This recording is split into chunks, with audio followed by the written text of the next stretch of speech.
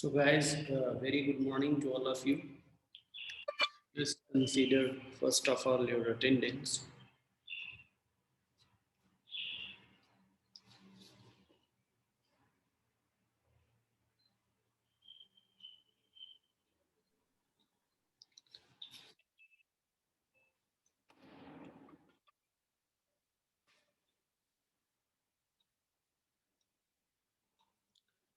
Amanpreet Kaur, Present, sir. Anshika Sharma,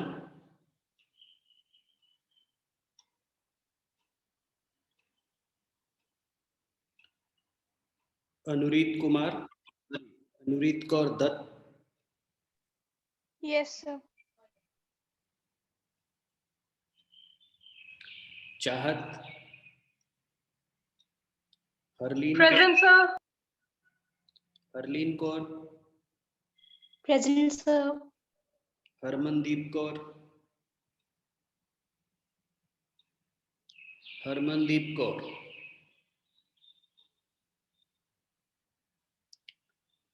Ishdeep Singh, Ishdeep Singh,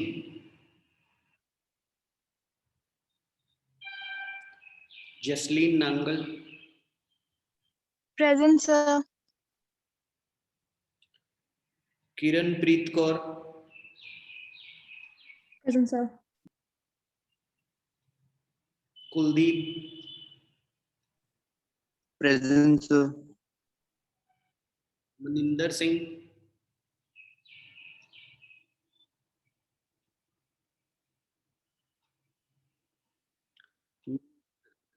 Manya, Present, sir.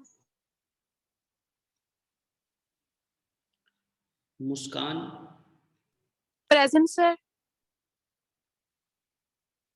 Navdeep Singh, Present, sir. Nitika, Present, sir. Kaur, Pawalpreet,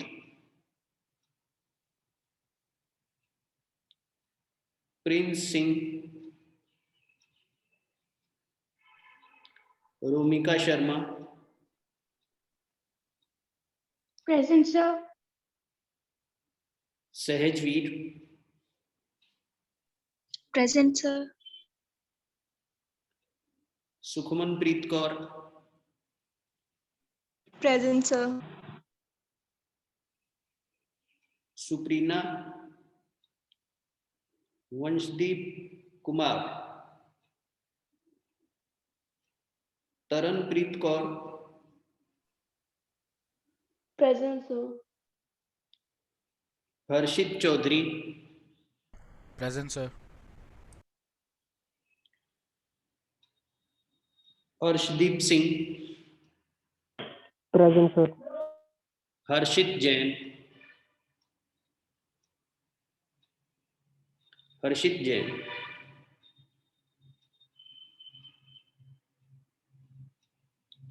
Jaskaran,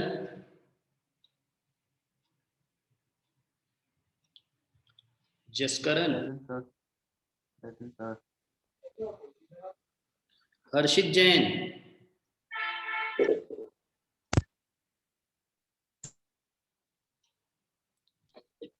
Sir, just current present.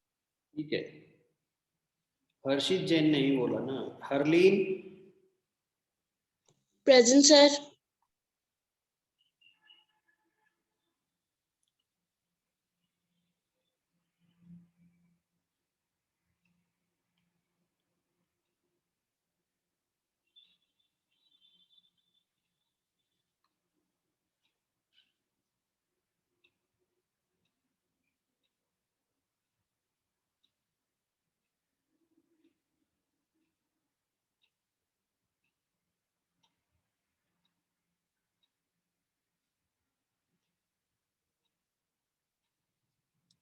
okay I am repeating the name of absent students Ishdeep Singh Maninder Singh Prableen Kaur Prince Singh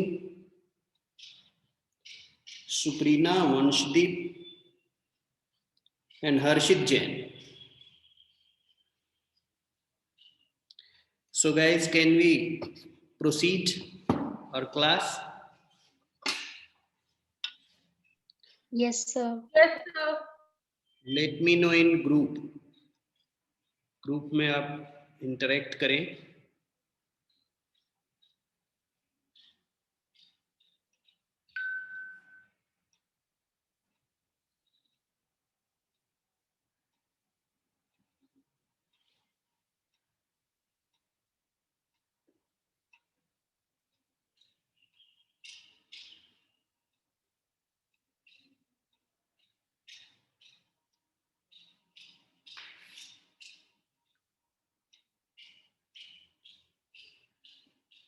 Can we start? Okay.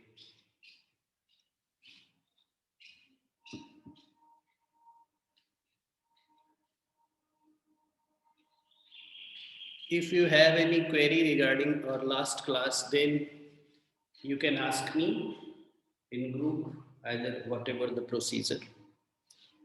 तो हम लोग property पढ़ रहे थे, ठीक है. Property means की characteristic property of Coulomb's law, और you can say electrostatic force. यही था, ठीक है. तो उसमें कुछ पॉइंट्स हमने 7-6 हमने अप्रॉक्स नोट किए थे, और भी कुछ पॉइंट्स हैं वो नोट करें. नेक्स्ट नंबर आप डाल लेना. तो देखिए, इलेक्ट्रोस्टैटिक फोर्स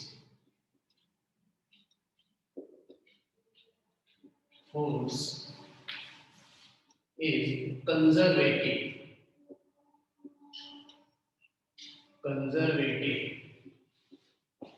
force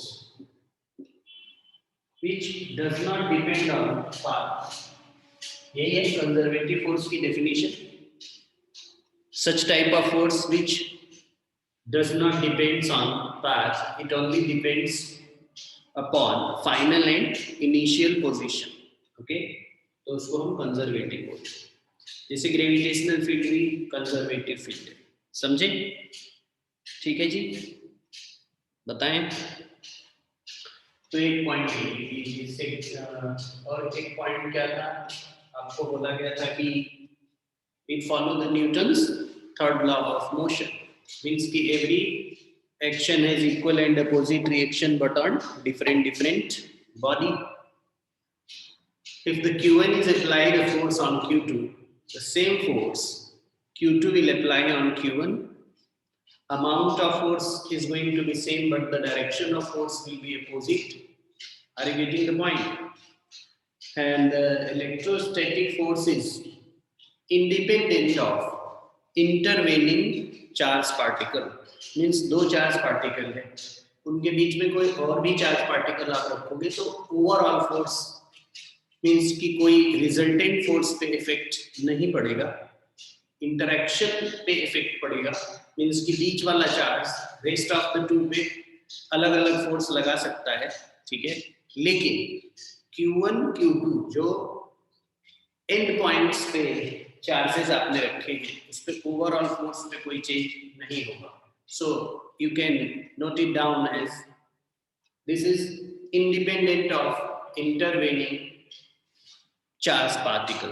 Okay, और भी है.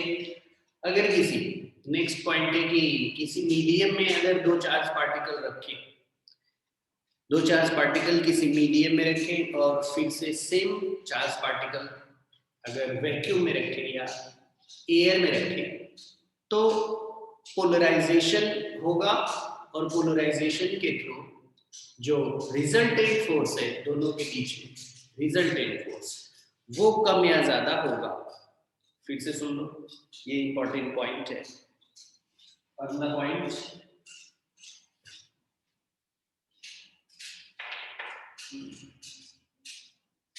सपोज दो चार्ज पार्टिकल्स, ठीक है, Q1 and Q2 coulomb r distance पे, और इनको हमने रखा इसमें एयर या vacuum.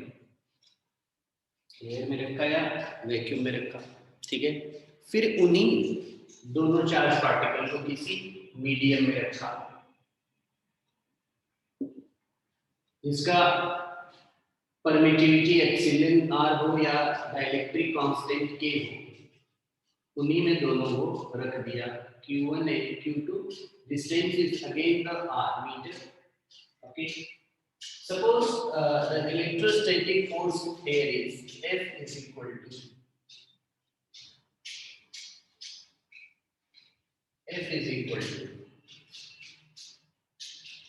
Q1 Q2 upon R square into 4 pi epsilon naught. Are you getting the point?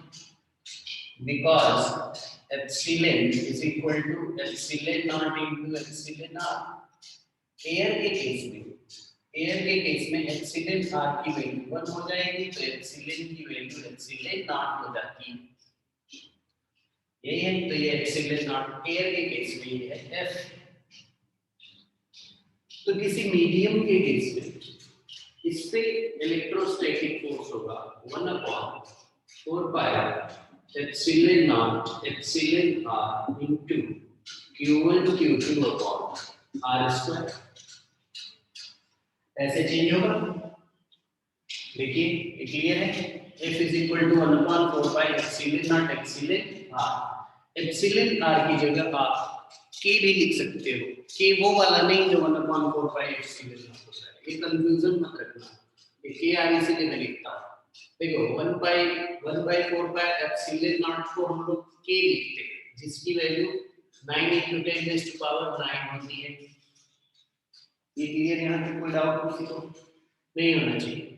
और जो ये वाला k लिख रहे हैं, ये k नहीं लिखो, इसको k r लिख सकते हो final, which means 1/4 pi epsilon naught k r into q1 q2 upon r square। आप k r लिख लो या epsilon r, उसका मीनिंग कोई चेंज होने नहीं वाला, बोलो ठीक।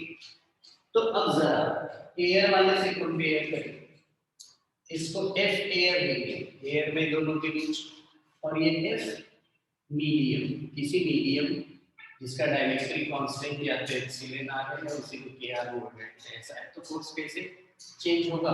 तो अब f medium is equal to, अब सुनो ये क्या है, ये वैल्यू है f एयर, देखो q1 q2 upon r square upon 4 pi epsilon naught, q1 q2 upon r square upon 4 pi epsilon naught, which may be written as, ये दिखेगा यहाँ पे, which may be written as f air upon k r, या इसी को f air upon epsilon r भी लिख सकते हैं। तो ये रिलेशन आ गया, क्या जी? ये रिलेशन आ गया f medium divided by f air is equal to epsilon r या k r।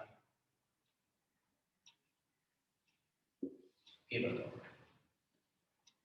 तो ये जो एक्स्ट्रा क्वांटिटी एप्सिलॉन r या k r से डिवाइड हो रही है, ठीक है, इसका मतलब क्या होगा कि फोर्स कम हो रहा है, मीडियम में रखने पे फोर्स कम हो रहा है, रिजल्टेंट फोर्स की बात चल रही है। फिर से मैं बोल रहा हूँ, Q1 Q2 पे कितना फोर्स लगा रहा है उसमें कोई चेंज नहीं आ रहा है, रिजल्टेंट फोर्स पे चेंज आ रहा है। ये हो सकता है कि तुम्हें ना समझ आ रही हो बात, फिर से बोल रहा हूँ, मैंने बोला कि Q2 Q1 पे कितना फोर्स लगा रहा है और Q1 Q2 पे कितना फोर्स लगा रहा है, इसमें कोई चेंज नहीं है, उतना ही जो पहले था। लेकिन ओवरऑल फोर्स अगर देखेंगे, ओवरऑल, अब ये है कोई मान लो मीडियम जिसका डाइलेक्ट्रिक कांस्टेंट Kr है, तो इसमें पोलराइजेशन होगा, तो उसके फोर्स में आएगी कमी। अभी वो मैं पूरी इसकी फिजिक्स समझाता हूँ, अभी इतना जाना कि दोनों charge, if you place both the charges in air and if you place in the next case same the charges, with proper same distance, this much force F medium will be overall more wrong. Resultant force will reduce by the factor of epsilon r. By the factor of epsilon r. Clear यहां तक बोलो भाई? मैं देख रहा हूं आपको कुछ पूछना है इसमें, तो बोलिए। ठीक है ये?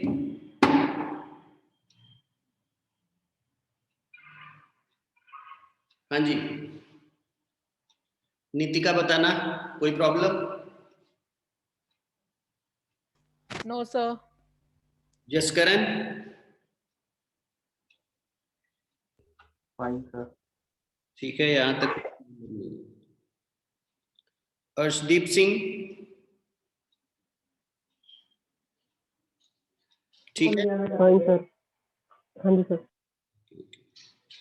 तो अब हम प्रोसीड करते हैं, थोड़ा और इसको तरीके से समझाते हैं। देखो ये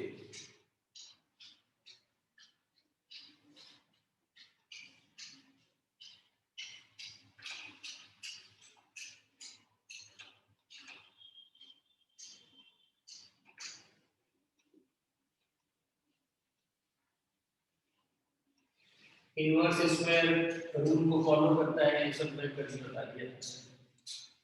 अब सुनो कुछ इसकी जो इम्पोर्टेंट और भी कुछ बात है।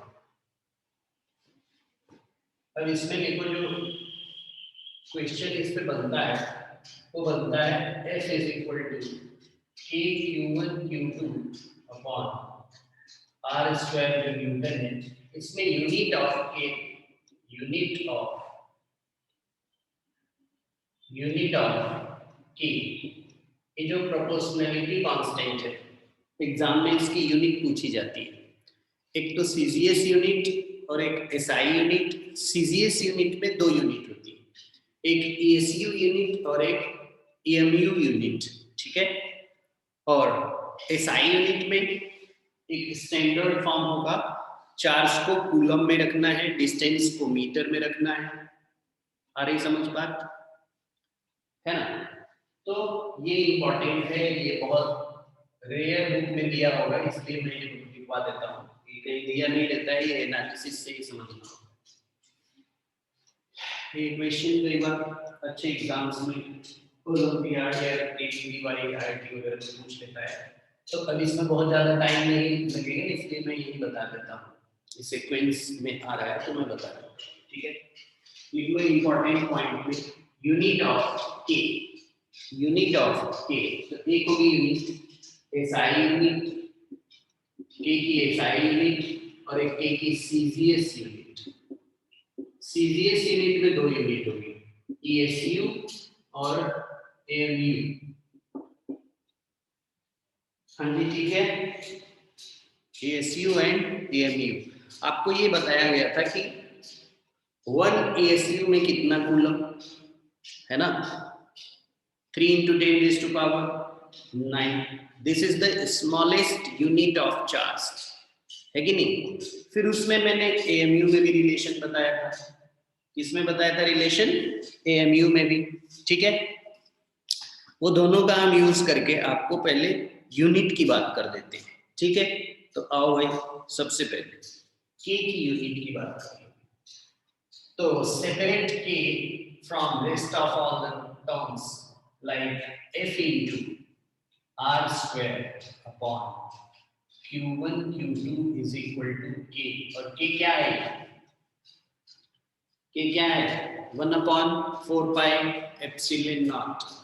एयर के केस में अभी देख रहा हूँ, ठीक है। तो K की यूनिट ये K R वाला नहीं, रिलेटिव परमिटिविटी वाला K को मैं K R लिखता हूँ, तो कंफ्यूज बिल्कुल नहीं होना, ठीक है। अब सुनो, ये समझना होगा। सबसे पहले K की एसआई यूनिट देखेंगे। देखो, अब फोर्स की एसआई यूनिट क्या है? न्यूटन। डिस्टेंस की एसआई यूनिट क्या है? Metre, metre square upon. Charge की एसआई यूनिट कूलम, तो ये क्या हो गया? Coulomb square. It is the K।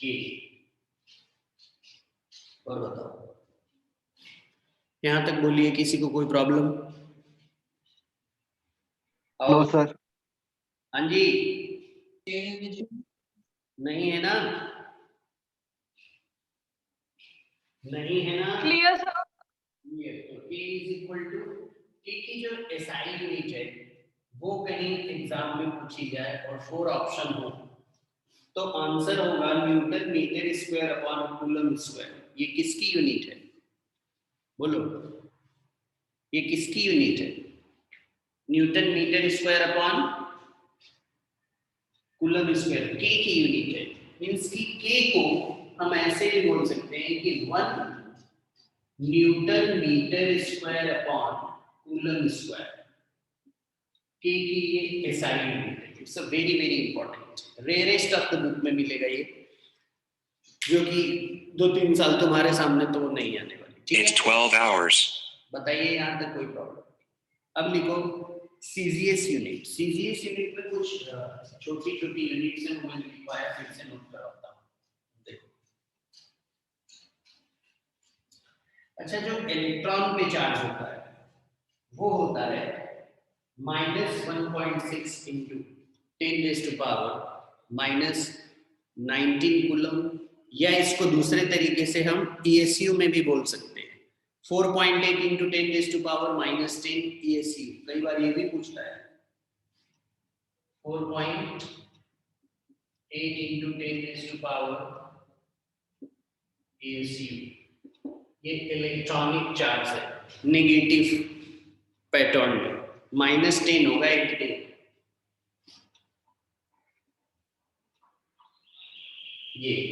ये इसके इक्वल है 1.6 इंटू 10⁻⁻19 कूलम लिखो या इतना ESU लिखो, ये बात एक ही। कई बार ऑप्शन में इलेक्ट्रॉन का चार्ज पूछ लेगा और इसमें नहीं होगा, ऑप्शन होगा ESU में, तो आंसर होगा 4.8 इंटू 10⁻⁻10 ESU, नेगेटिव के साथ। इलेक्ट्रॉन होगा तो नेगेटिव के साथ। क्लियर है? यहां तक कोई प्रॉब्लम है किसी को? नहीं है। और 1 कूलम मैंने आपको बताया था, 1 कूलम इज 3 इंटू 10⁹ ESU। आया समझ में? मींस कि ESU की बहुत ज्यादा अमाउंट अगर रखेंगे तो 1 कूलम को कंपेयर कर पाएगा, तभी तो ESU is the very very smallest unit of the charge. Is it? ठीक है ये? अब सुनो, अब हम क्या करने वाले हैं कि k को कन्वर्ट करने वाले हैं ESU में। k की जो यूनिट है उसको मैं ESU में कन्वर्ट करने वाला हूं। बोलो बच्चों, कोई प्रॉब्लम यहां तक नहीं होना चाहिए? आओ भाई, समझे कि नहीं?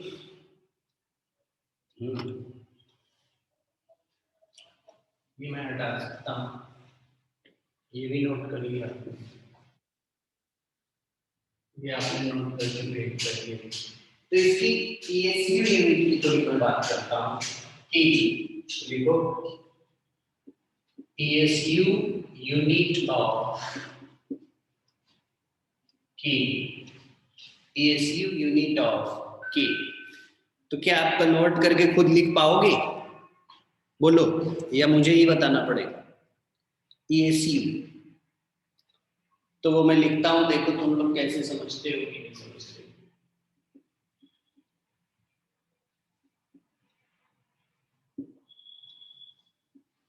Dyne centimetre square upon ESU square. K की वैल्यू को लिखते हैं 1/9 into 10⁻9 dyne centimetre square upon ESU square.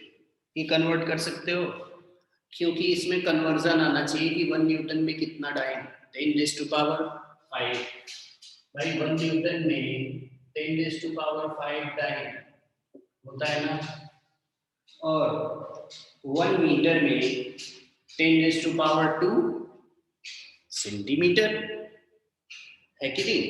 और 1 कूलम में कितना, 3 into 10⁻⁻⁴ 3 into 10 raised to power 9 ESU, ठीक है।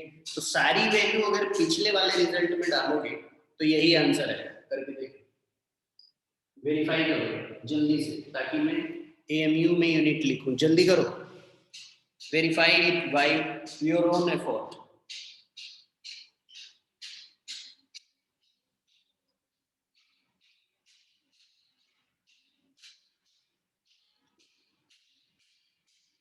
अब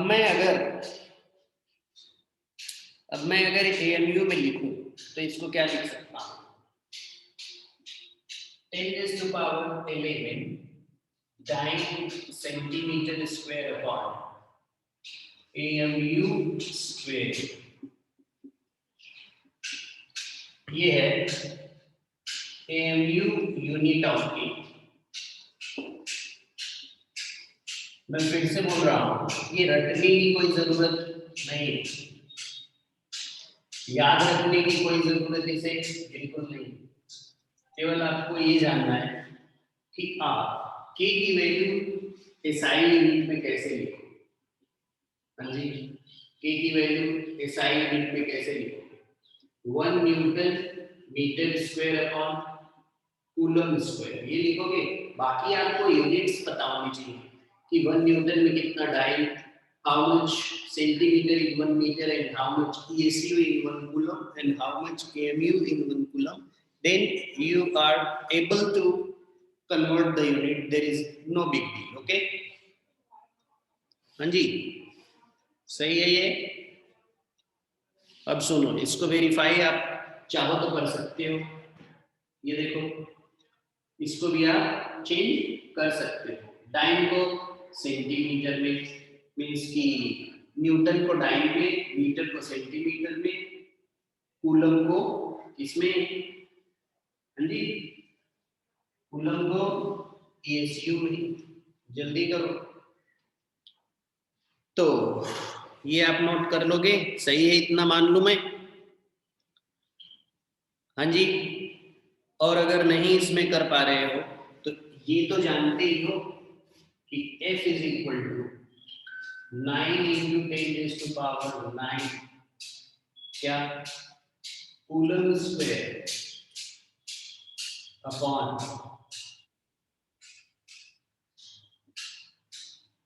मीटर स्क्वायर, मीन्स की जो 1 न्यूटन है, 1 न्यूटन का फोर्स है यहाँ पे,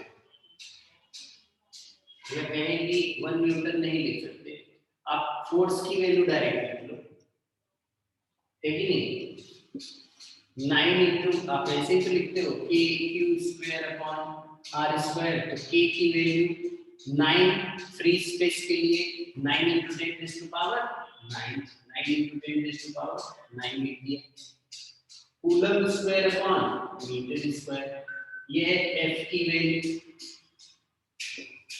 ये क्या है एफ की वैल्यू, इससे आप कन्वर्ट कर लो, ठीक है। ये हो गया आसान सी बात। तो 3 बातें आपको एनालाइज करने आना चाहिए कि what is the unit of के इन SI unit and what is the unit of K in CGS unit, that will be of 2 types. Is it okay? Can we proceed further? ठीक है, अब एक होमवर्क लिखो जो तुम्हें खुद से थोड़ा सोचना होगा, फिर मैं इससे आगे लेक्चर को प्रोसीड करूँ।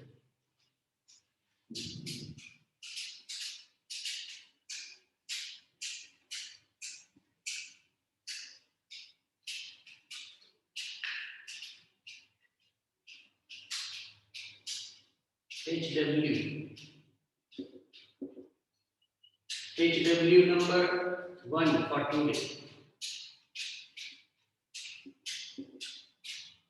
If there are 2 charges Q1 and Q2 placed at a distance r meter, and the dielectric constant Kr is placed there. ये तो एक केस होगी, तो इनके बीच में जो फोर्स होगा फोर्स रिजल्टेंट फोर्स उसे मान लो F1 और एक Q1 सेम टाइप का सेम ही चार्ज है सेम डिस्टेंस पे R, लेकिन जो मीडियम है वो केवल चार्ज के इनर पोजीशन में रखा हुआ है ना। ये पूरे मीडियम के अंदर दोनों चार्ज हैं और ये दोनों चार्ज के अंदर केवल मीडियम, तो ये फोर्स है मान लो F2। तो क्वेश्चन है ये HW1 में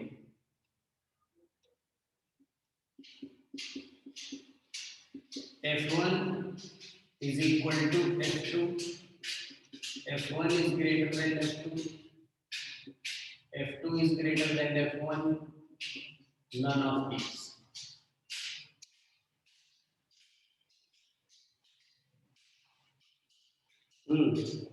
समझ आया?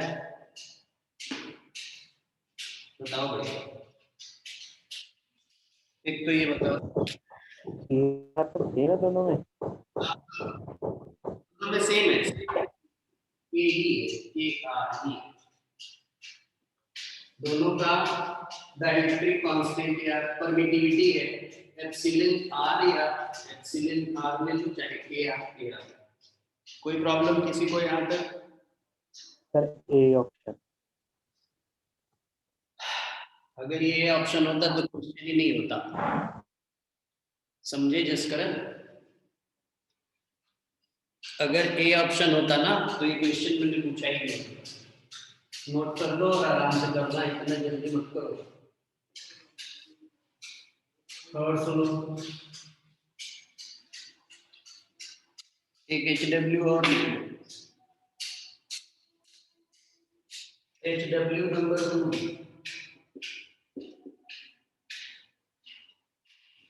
दो चार्जेस हैं मान लो Q1 एंड Q2 के, Q1 एंड Q2 के। तो मान लो कि 2021 की बात है,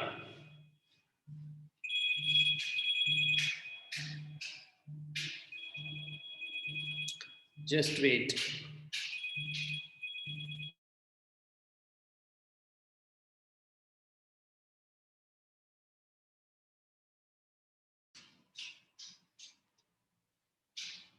हाँ, मैंने क्या बोला कि Q1 एंड Q2 दो चार्जेस हैं, है ना, दो चार्जेस Q1 एंड Q2। तो ये बात है मान लो 2021 की, और कहें कि 30 इयर्स लेटर मान लो इस चार्ज को मैं कुछ डिस्टेंस पे लाया, 1 लाइट ईयर मान लेते, ठीक है, या डिस्टेंस की क्या बात करें, चलो बहुत और टाइम की बात करते हैं, 2050 की मैं बात करता हूँ। 2050 में ये चार्ज यहाँ पे चला है, ठीक है, Q2 है ना, 50 लाइट ईयर की डिस्टेंस पे, कितना 50 लाइट ईयर की डिस्टेंस पे, समझना जरा। तो अभी ये जो फोर्स लग रहा था इस पॉइंट पे, ठीक है, ये जो डिस्टेंस थी इस पॉइंट पे फोर्स लग रहा था, तो मान लो ये F1 न्यूटन का फोर्स लग रहा था, ठीक। जब 2050 में देखा ये वाला चार्ज इधर आया, ठीक है, तो Newton third law of motion तो तब भी एप्लीकेबल है कि Q2 जितना Q1 पे फोर्स लगाएगा Q1 भी उतना Q2 पे फोर्स लगाएगा, ठीक है।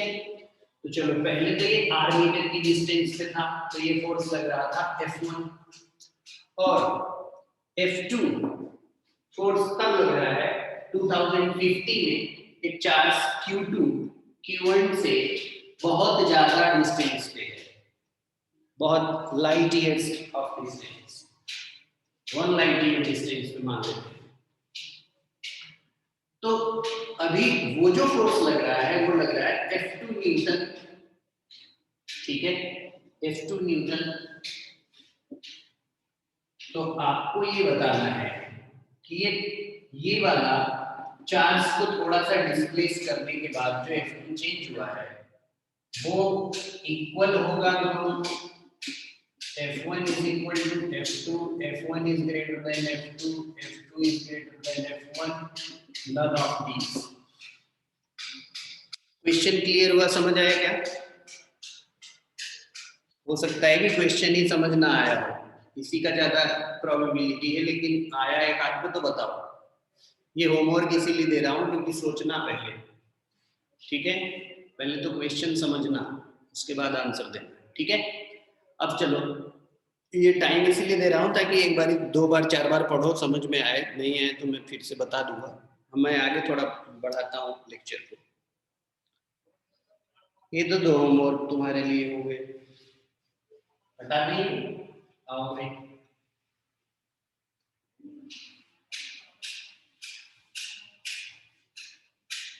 अब देखो छोटे छोटे क्वेश्चन आपको कूलम्स लॉ पे या कूलम फोर्स पे पूछा जाएगा, आपको देख लो। पहले तो इलेक्ट्रोस्टैटिक फोर्स को वेक्टर के फॉर्म में लिखना सीखते हैं।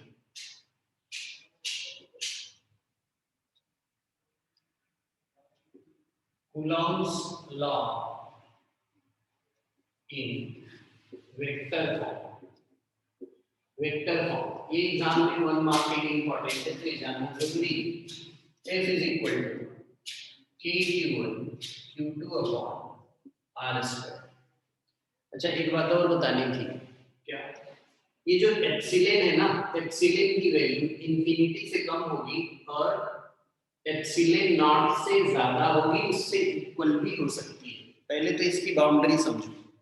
एप्सिलॉन समझ रहे हो, किसी भी मीडियम की परमिटिविटी, रिलेटिव नहीं परमिटिविटी, वो इंफिनिटी से कम होगी और इंफिनिटी हो सकती है मेटल के केस में। 2 चार्ज पार्टिकल के बीच में मेटल रख दोगे तो एप्सिलॉन की वैल्यू इनफाइनाइट हो जाएगी, ठीक है। एयर रख दोगे तो उसकी वैल्यू एप्सिलॉन आर की वैल्यू 1 हो जाएगी, ठीक है। तो तीनों को मान लो एप्सिलॉन नॉट से डिवाइड कर दिया तो क्या होगा, epsilon not by epsilon not less than epsilon upon epsilon not less than infinity upon epsilon not, ठीक है। तो ये क्या हो गया, 1 इज लेस देन, इसकी वैल्यू को हम क्या कहते हैं, एप्सिलॉन आर या के are is less than infinite. Infinity पे इक्वलिटी होल्ड नहीं करेगा, never ever equality will hold on infinity because no one knows what is infinity and where it is। पहले तो इस पे इक्वलिटी साइन हम नहीं लगा सकते, ये बोल सकते हैं कि जो रिलेटिव परमिटिविटी की वैल्यू है वो इंफिनिटी और 1 के बीच में होगी, 1 भी हो सकती है और 1 से ज्यादा होगी, और इंफिनिटी भी हो सकती है। मेटल के लिए माना जाता है, मेटल के लिए इंफिनिटी, लेकिन एग्जैक्टली इक्वल हम नहीं लिख सकते, इसलिए ये आइडेंटिटी आपको पता रखनी चाहिए। This is very very important. KR oscillate between infinity and 1, it will be 1 for air and like infinity for matter, infinity for matter। अब सुनो, तो F is equal to, ये तो एक अलग नॉलेज टाइप से पता रहना चाहिए कि F is equal to Q2 upon R square Newton. इसको वेक्टर के फॉर्म में लिखो, तो वेक्टर के फॉर्म में लिखने के लिए, किसी भी क्वांटिटी को वेक्टर के फॉर्म में लिखने के लिए, first of all you should have the knowledge about the direction of that particular element and the direction of that particular vector entity, okay। तो फोर्स एक वेक्टर क्वांटिटी है, तो मैग्नीट्यूड टाइम्स डायरेक्शन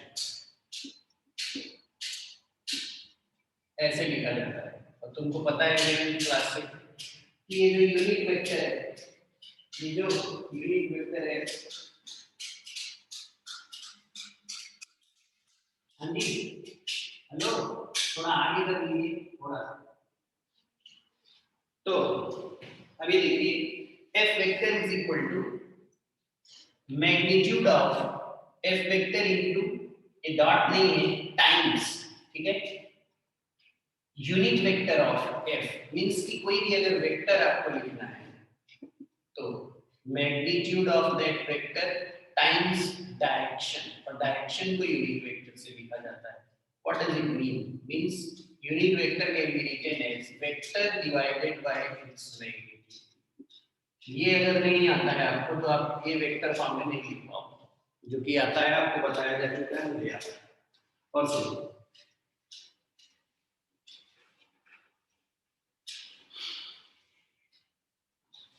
तो तुम्हारे पास f था, f को vector के फॉर्म में लिखो, f is equal to k q1 q2 upon r square.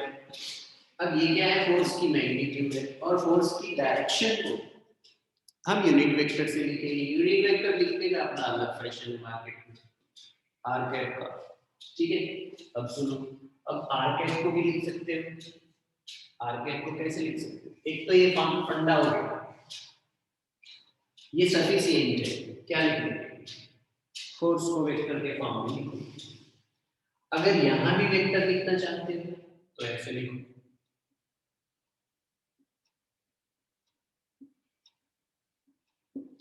Vector divided by its magnitude. ये तो एक तरीका हो गया। दूसरा,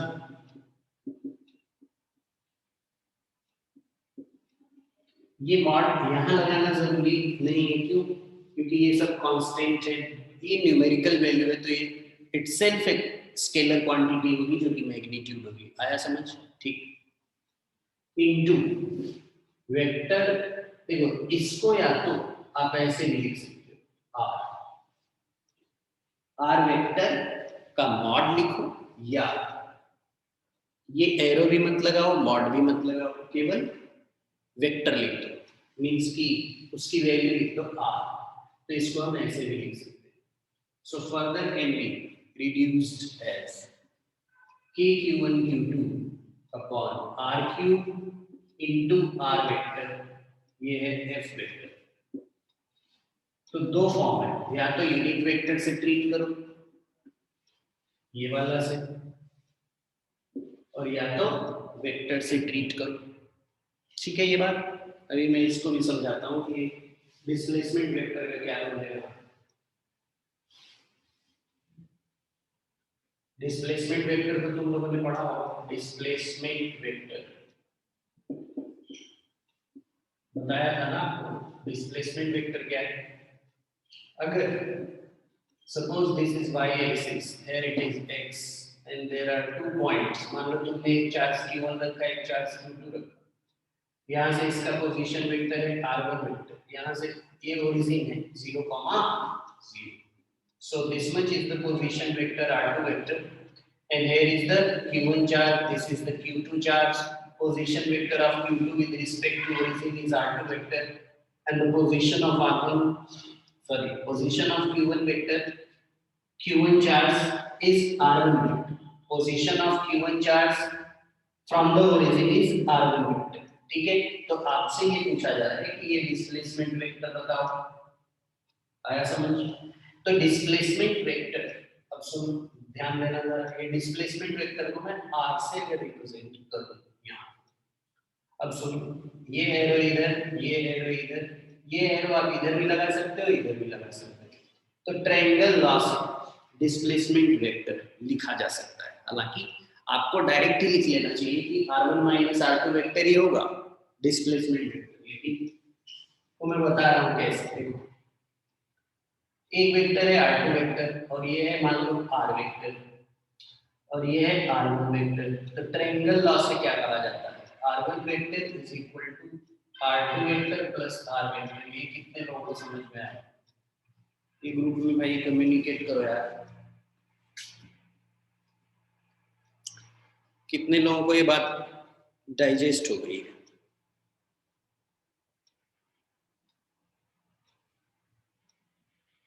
समझ आ रही है ये?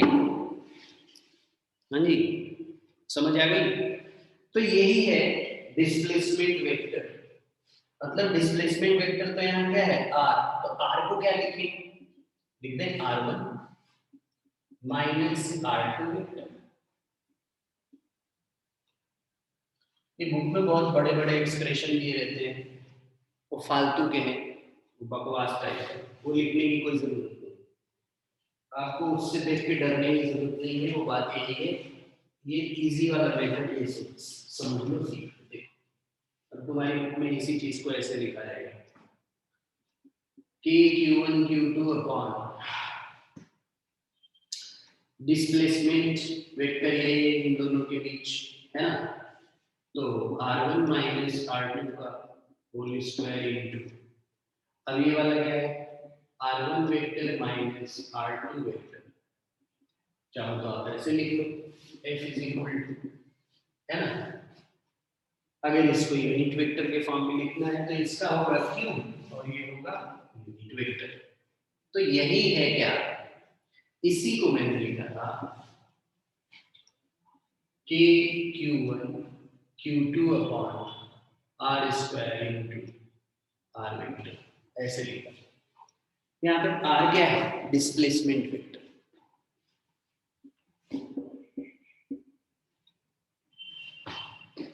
ये बोलो समझ में आया?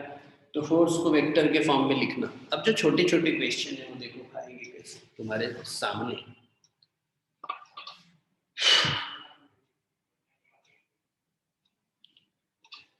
टाइम तो हो गया खत्म, लेकिन जल्दी से लिख लो।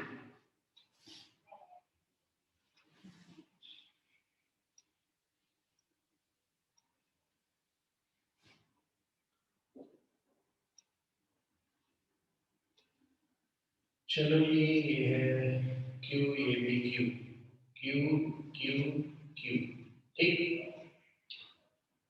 ये एक साइड का इक्विलेटरल ट्रायंगल है, तो ओ पे net force F net at O, NCERT level का क्वेश्चन है, ये सबको आना चाहिए। एक को भी अगर नहीं समझ में आया तो एक भी बात हो जाएगी। नेक्स्ट सारा ये क्यू रखा हुआ है, क्यू क्यू क्यू यहाँ, ठीक है। इसके सेंटर पे एफ नेट, इसकी साइड है ए, F net at O,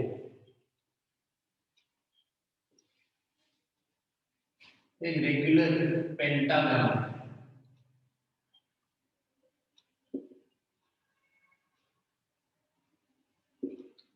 side of a regular pentagon, and the five same amount of charges are placed, point charges are placed like this. What is the F net and O? F net and O. फिर tetrahedral है कोई, मान लो ऐसे है, ये base है, ठीक है, और यहाँ पे ऐसे,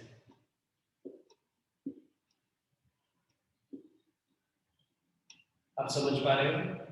और यहाँ पे भी क्या है, Q charge, Q Q Q, side है ए बेस का, और यहाँ से ये जो हाइट है वो है एच, और ये साइड वाली भी लेंथ जो है वो ए ही है। कुछ समझ आ रहा है आपको?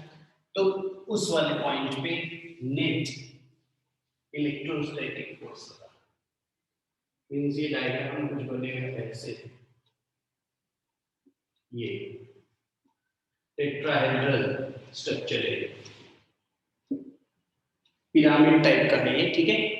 तो यहाँ भी चार्ज आपने ये सेम इसी का डायग्राम में डिफाइन बना था, क्यू क्यू क्यू, ये साइड है ए ए, और ये भी साइड है ए ए, ये वाला ये क्या है ए, यहाँ पे जो चार्ज है ना वो है Q. Net electrostatic force at O, इस वाले पॉइंट पे नेट इलेक्ट्रोस्टैटिक फोर्स बता रहा है। और सुनो,